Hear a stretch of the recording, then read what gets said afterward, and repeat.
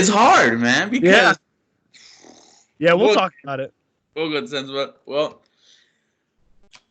everybody, welcome back to the 713 Houston Sportcast. I'm your host, Ruben Calvillo. I'm with a special guest. You've heard him on SB Nation. He's a lead Texas contributor on SportsMap, Mr. Cody Stoots. Welcome to the channel, bro. My man, what is this episode, like 500? It's taken this long to get me on the show? Like, come on now. It's taken forever. For those of you who don't know, I met Cody almost 3 years ago. I sent him a message. Well, I sent his station a message saying, I wanna learn what you guys do. In class, I get a message back, and I met him, and ever since then, we've been friends. One of the main reasons why I started this channel, man, because he told me, like, your voice out there. Thank you, because I wouldn't be there if it wasn't for you and other people, man. Thank you so much. Man, all you needed was a push, and then you took off. You did the rest. I just pointed and said go, and you went. So I can't take any credit, man. It's all you. So we obviously have a lot to talk about, because before free agency started, we're thinking, oh man, the Houston Texans were 24 points on the Super Bowl champs, and all you need is a few pieces on defense.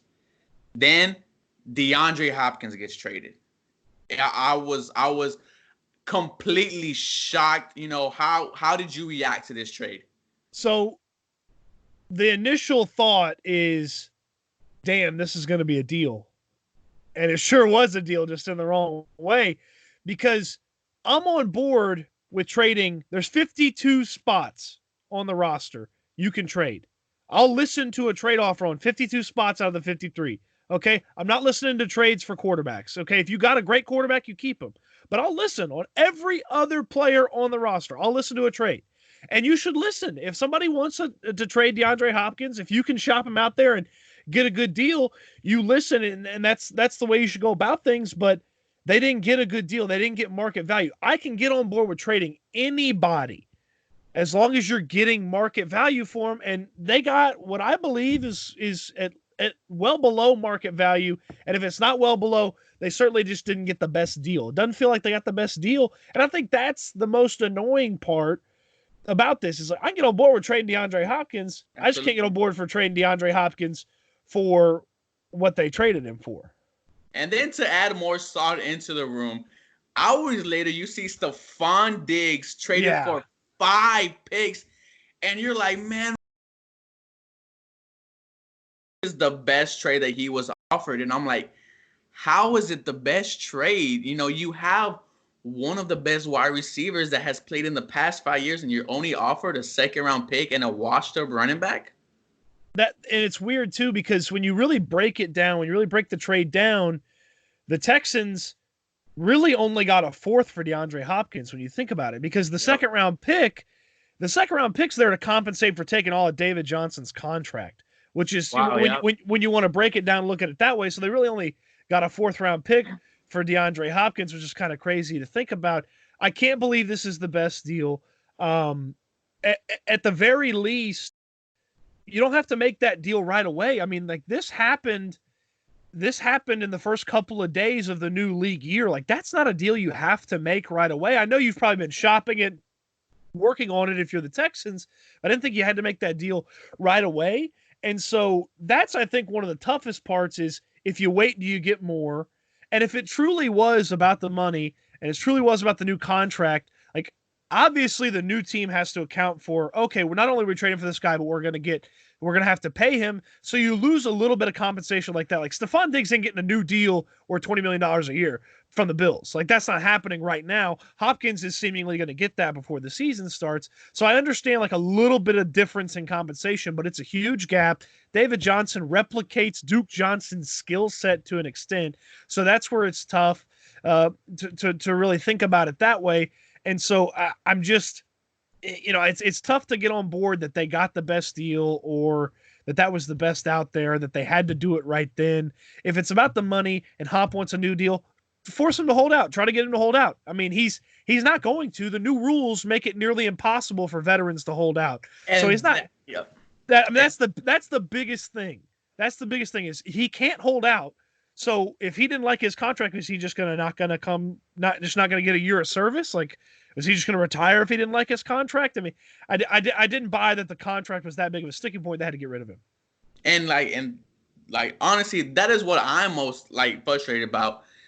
Like, he couldn't even hold out if he wanted to. Right. And like you said, like, you could have waited a year or two and then, maybe talk about trading him or maybe signing him long term. But this deal looked like it got done quick in a hurry. It on Monday, like, as soon as the tampering period got started, you see DeAndre Hopkins might get traded. 30 minutes later, boom, he's gone. The big that's to me again is it didn't feel like it had to be. Oh, what did I do? I pressed a bunch of buttons. I'm messing everything up. Here we go. It didn't have to be that. It didn't have to do it that way. And is he getting a new deal if you trade him closer to the season? If he does, hold out for a day, you say, and he comes back and you realize he don't want to play, he's not going to be happy, and you try to trade him then, you're probably not getting great value. He's not getting set up. It feels actually it's kind of strange to say this. It feels like there was almost an amicable split between the Texans and DeAndre Hopkins. Like, it feels like Hopkins was ready, and it feels like the Texans, at least Billobrien and some of the people who make the decisions, were ready to move on and separate. But I don't know. I could have got more. I think that's where most people's hang up is. I mean, if they sat there, if they were picking, ninth where the Cardinals are, and instead of the 40th pick, I think. Yeah, I don't think too many of us are that upset or that mad, but they're not. They're not picking ninth. They're picking 40th. And then, like, you think, what else could go wrong? And then you see the Michael Irvin comments, how DeAndre Hopkins tells him that Billobrien brings him into this office and say, the last time I had to have a conversation like this was with Aaron Hernandez. And then when I first heard of that, I was like, you're comparing a man who's never been in trouble, never been suspended, no drama whatsoever, to like a murderer. And then you hear that Billobrien told DeAndre Hopkins, I don't want your baby mamas coming to practice. Yeah, a lot of extra stuff there. It really feels to me like Michael Irvin wasn't supposed to say any of that, wasn't supposed to air out that conversation. If Billobrien said that, really strange approach, really strange direction to take. I don't see how any of that. My big thing, and maybe it's tougher because we're not in the building, we're not the guy calling the shots like Bill and things like that. But if the guy shows up on Sunday, this is my thing with Hopkins. If the guy shows up on Sunday and he shows up every Sunday, now Clowney didn't show up every Sunday. Yep. Maybe it was 12 out of 16, maybe it was 10 out of 16, whatever. But if a guy shows up and balls every Sunday, and that Hopkins does that, 16 for 16 plus the playoffs, okay? If he shows up on Sunday, I don't care what he does during the week. I don't care. I don't care if he doesn't practice. I don't care if he is hurt all the time. I don't care if he has 50 baby mamas around. I don't care if, whatever. If the guy shows up on Sunday and balls, that's all I care about. And Hopkins did that. I got a perfect example for you. Some of the stories I've heard about Wes Welker and his time at Texas Tech, this dude could barely walk during the week. He'd be in a walking boot and on crutches during the week. He wouldn't practice. And then Saturday'd show up and he'd go out there and he'd crush it for the Red Raiders. I mean, if the guy crushes it on Sunday, if the guy crushes it on Saturday, there's special exceptions for that. Now, again, it's tougher when that guy's a veteran. He's a long-tenured guy. You don't want some of those habits rubbing off on other players. I understand that. But that's all about a conversation you have with those players, and it's all about a conversation you have with Hopkins. And maybe those conversations have happened, and Billobrien didn't see things moving forward. The Irvin stuff is tough because that's a really weird dynamic, and it wouldn't matter what business you're in if your boss talked to you that way about that, and those are some of the reasons he didn't want you around. That'd be a really weird dynamic. I don't know that I fully buy it. Hopkins could have gone scorched earth on the guy, on O'Brien and confirmed it. Hopkins, tried to brush it under the table and wanted to move past it. I think that's a classy move. He certainly didn't have to do it. And I think context is key. I'd love to know what the full conversation was like because the big thing I always talk about with context is, Des Bryant at the combine was asked, "Is your mother a prostitute?" Yep. Well, the preface before that was they had asked, "What does your father do?" And he said, "My father's a pimp." And then they asked, "What does your mother do?"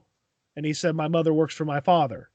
And so then the natural follow up was, now still an inappropriate question, but is your mother a prostitute? Yeah. And the context didn't come out till later. People didn't really care about the context. It was just that salacious headline. Oh, well, the Dolphins asked, is Des Bryant's mom a prostitute? Which still a really weird question. That also doesn't matter. Doesn't matter the equation on if Des is going to be a good football player or not. Didn't matter to the Cowboys. Didn't matter to Des when he's crushed it for a few years. So some of this stuff just doesn't matter. It's done like the Aaron Hernandez thing is tougher to get past than the women because maybe maybe there's extra when there's kids involved and there's financials. But the Hernandez thing, like that guy's a murderer, okay? Yeah. And O'Brien didn't know him that well. He couldn't have. Aaron Hernandez was only there a few years when Bill O'Brien was there, a couple years I think. So he couldn't have known Aaron Hernandez that well. He's been with DeAndre Hopkins for 5+ years. Yep. Like he knows Hopkins better, so that one didn't make any sense. And I can't reason with that one. So and to add on to the slippery slope, we saw that Kareem Jackson is basically telling free agents to stay away from Houston. We've seen where free agents, where the Texans has offered money and they chose to go to another team. Has this free agency, been like a buzz for this Houston Texans team? I don't love what they've done in free agency, but I don't hate it. I would have loved to seen what Chris Harris could bring to the table. I didn't think he got a big deal at all from the Chargers, but he gets to stay out west. He gets to go to the Chargers, which is a team where he's not going to have a tremendous amount of pressure to be the only guy. That's true. In the defensive backfield. I mean, he's going to roll with Derwin James and Casey Hayward. Yeah, Casey Hayward. I mean, he's going to a crew. I mean, he rolls into Houston. You're 1-1. You're the guy that's supposed to save the defense. That's a lot, man. And you may not believe in that situation. Look, Anthony Weaver, I love Weave. I think he's going to be fantastic as a defensive coordinator. It's Anthony Weaver's first year as a defensive coordinator. There are guys that don't like to play for first-year DCs. There are guys that don't like to associate with new defensive schemes. And maybe the scheme didn't fit for Chris Harris. As far as some of the other moves, like I like bringing Roby back. I'd heard that Roby didn't want to come back, but you pony up the money, Roby shows up. I mean, that's a guy that, okay, let's see if there's potential to turn into maybe a Pro Bowler or something. We certainly saw some really good plays from him last year. I think when Roby first came over to the Texans, I talked to some people who work in Denver, and Steve Atwater, the legendary safety, was super high on Roby. Thinks he's a Pro Bowl talent. Thinks he just needs to stay healthy and play a bunch. And you know what? If Roby had played all year, he'd probably had some more highlight plays. He'd probably been in the conversation for a Pro Bowl appearance, something like that. So it's real tight in the cornerback room. There wasn't a lot of room to add people because you think about Garyon Conley's still here, Lonnie Johnson's still here, and then you bring back Roby. Like, where does Chris Harris fit? I mean, Lonnie Johnson can't play. Lonnie Johnson can't play inside. Garyon Conley can't play inside. So Roby's got a little bit of flexibility, bounce back and forth.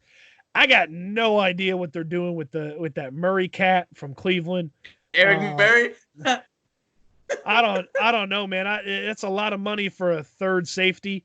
I mean, you got to remember, a street free agent in Jaleel Adai filled that spot last year, and he filled it pretty good.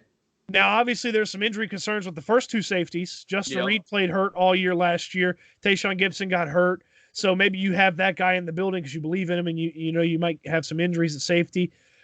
Randall Cobb's probably the worst contract that's been handed out in free agency. I mean. 30 years old. The 30 years old. I think Marvin Jones is in the last year of his deal making $9 million a year at 30 years old. Pretty much everybody that makes $9 million or more is not 30 years old and is freaking awesome. And Randall Cobb ain't that. And I mean, that's your slot guy. I mean, your wide receiver, your top three wide receivers are set. It's Stills, it's Fuller, Randall Cobb. Kiki's gone. I mean, I don't see how he keeps his roster spot because you're going to need a backup outside guy.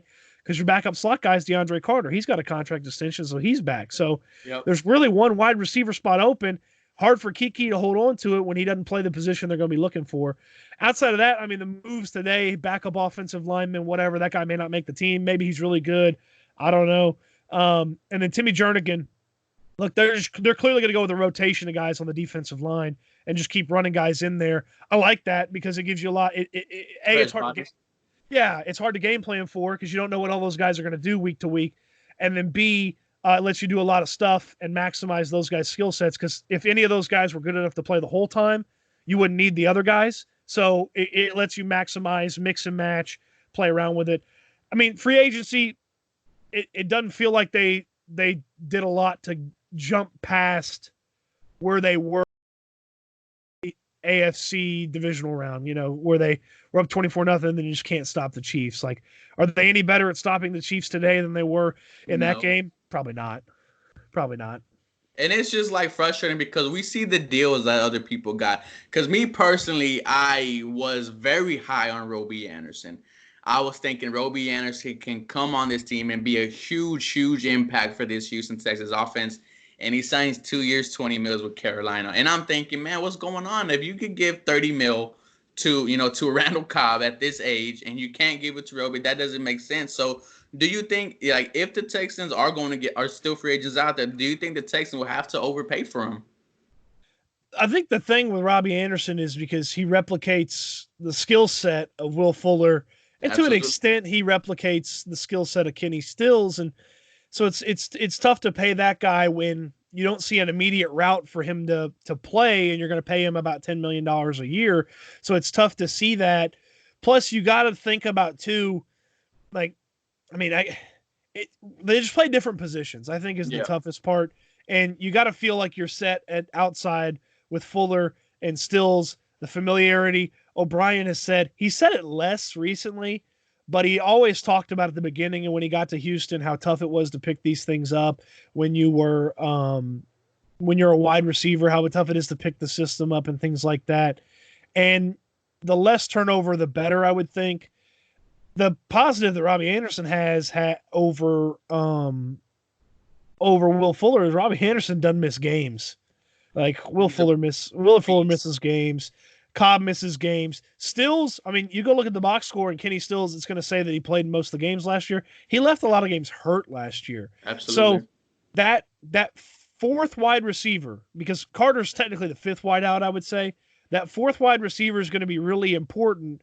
And that's where I think probably the draft pick comes in. And you gotta have a guy that can, maybe he doesn't have to play day one, but he's going to have to play because I don't see Fuller playing 16. I don't see Stills getting through 16. So speaking of the draft, this is one of the deepest wide receiver draft that we've seen in a while. Who are some draft, wide receivers that you think could come in on this Houston Texans team that will fit them the most and be a huge impact for this? That fit.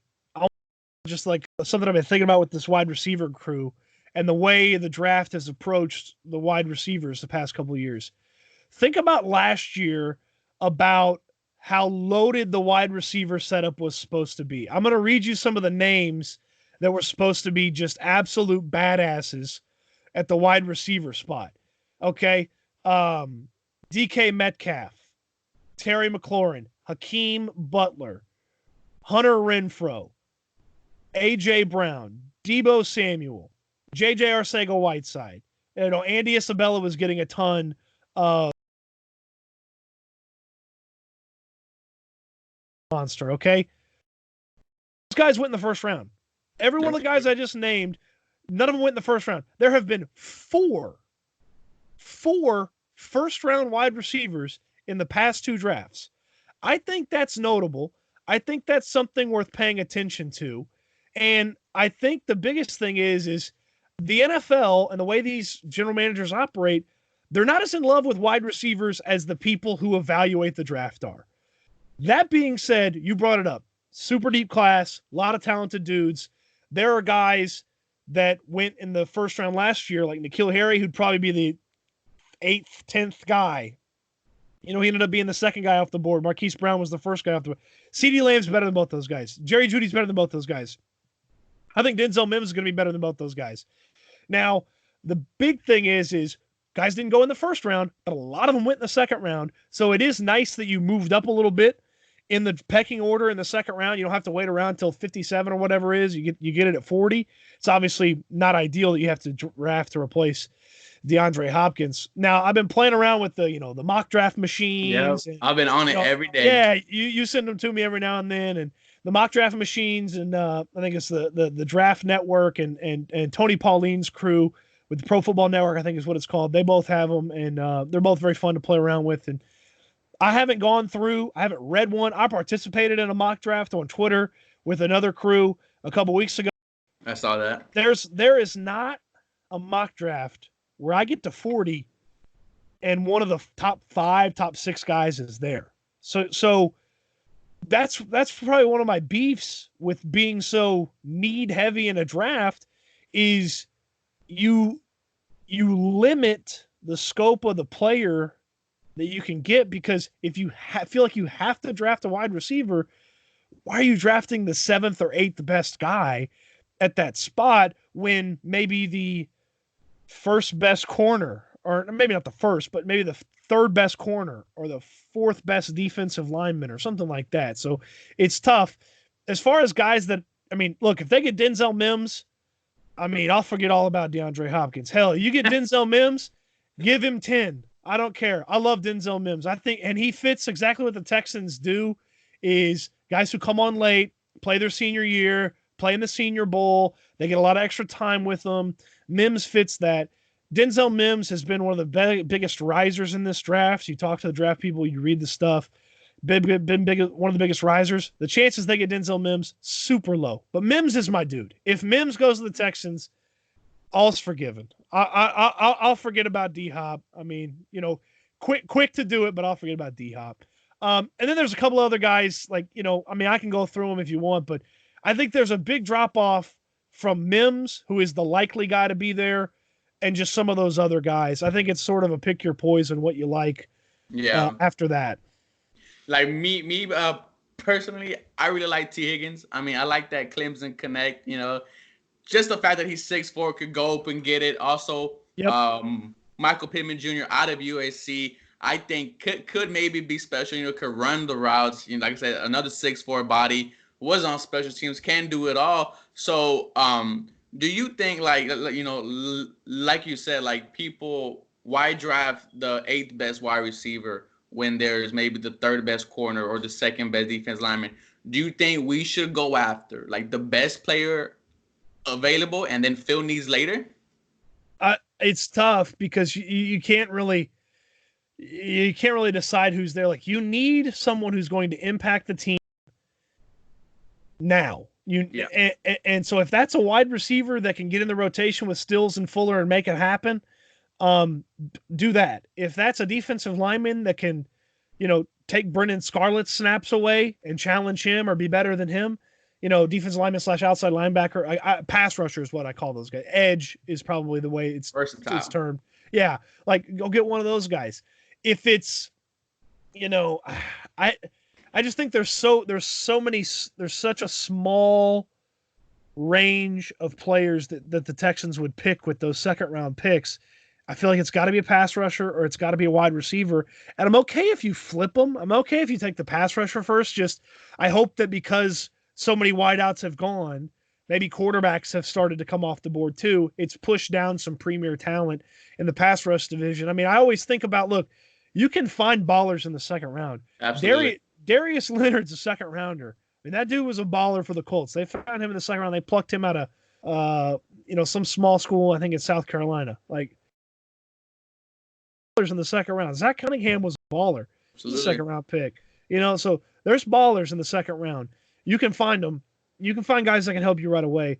Go do that. So quickly on Higgins and Pittman. I like Higgins too, the Clemson thing. People are going to see and think, with Clemson, go up and get it, not a lot of separation. They're going to see Hopkins and think about it. I like Higgins fine. I think the other kid who's still in Clemson is probably a lot better than Higgins.